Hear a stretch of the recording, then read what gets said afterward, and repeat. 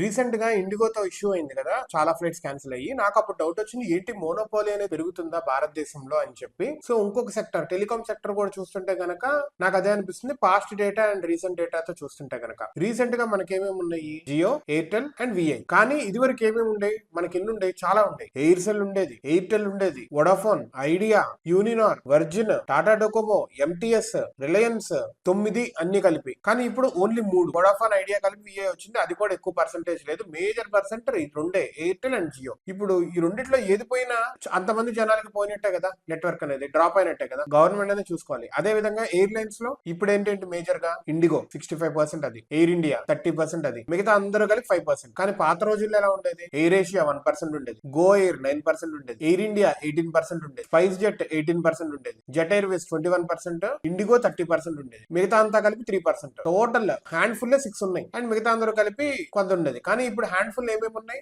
IndiGo, air India, ఈ రెండే. మిగతా స్పైస్ జెట్ కానీ ఇంకా ఇట్లా చిన్న చిన్నవి ఉంటాయి కదా, ఫ్లై జెట్ ఇట్లాగా, ఇవన్నీ కలిపి 5%. ఇప్పుడు ఏమైంది, single point of failure IndiGo. అది తలుచుకుంటేనే మొత్తం మార్చేసి గవర్నమెంట్ నే అది ఇంప్లిమెంట్ చేయాలనుకున్న డేట్ అండ్ టైం ని ప్రొలాంగ్ చేసేలా చేసి. సో మోనోపాలీస్ వస్తే ఎప్పుడైనా ప్రాబ్లమే. క్యాపిటలిస్ట్స్ ఉండాలి, ఎక్కువ మంది క్యాపిటలిస్ట్స్ రావాలి దీంట్లో, అండ్ పోటీ అనేది ఉండాలి. So that better prices, good quality and good assurance అనేది కూడా ఉంటుంది. So government should strictly look in to it and take related action.